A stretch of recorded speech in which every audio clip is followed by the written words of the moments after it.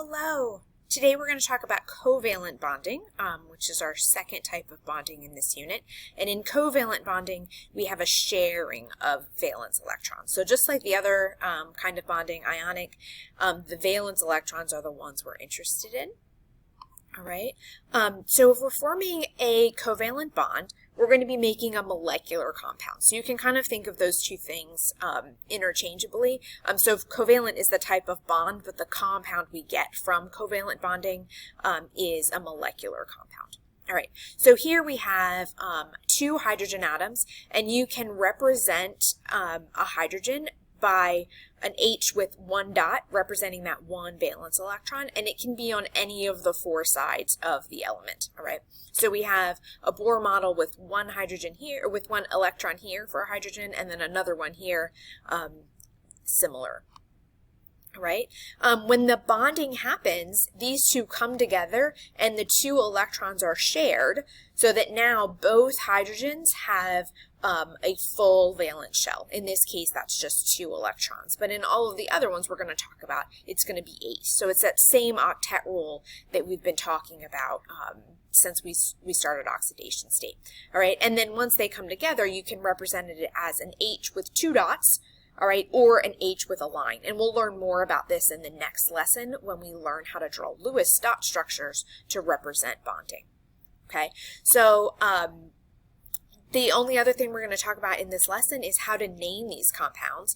In some ways, naming covalent compounds or molecular compounds is easier than naming ionic ones because we just use prefixes to tell us how many of something there is, all right? So the tricky part is that you need to learn these prefixes.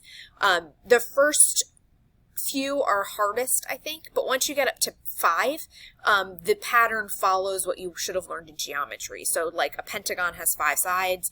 Penta, the prefix, means that there are 5 of that element in the compound. Hexa 6, hepta 7, octa 9, or sorry, octa 8, nona 9, and deca 10. All right, the prefixes keep going, but I'm only asking you to learn the first 10.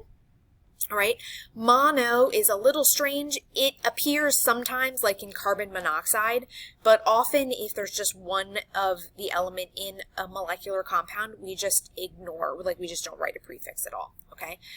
Just like before, if we have, sorry, we leave the first element in its normal form, and then the second one, the ending changes to ide, I-D-E, okay?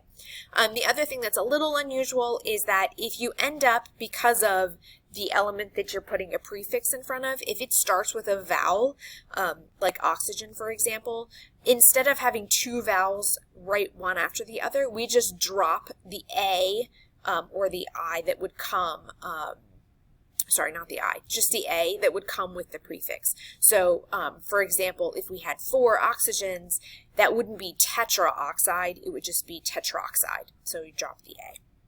Right, let's do a couple of examples and see how this works. Okay, so here we have a silicone, Si is silicone, and we have bromine, and we have 4 of them.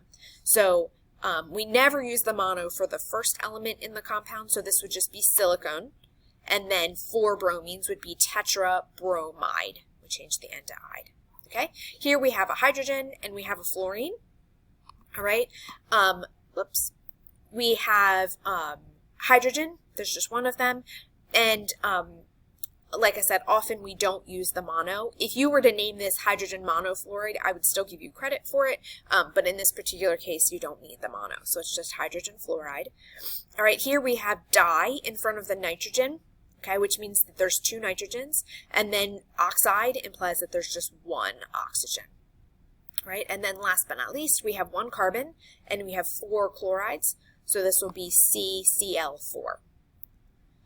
All right, so that is it for naming molecular compounds. It's a lot simpler than naming ionic ones because there's no charges to worry about, and these all have which I did mention in the beginning, all have 2 nonmetals, or one of them could be a metalloid. Sometimes that happens as well, all right? But there are never any metals in covalent bonding, so our molecular compounds should never have a metal in them. So if you have a compound that has a metal, it must be ionic, and you'd use that naming system instead of this one. So there'd be no prefixes if you have a metal.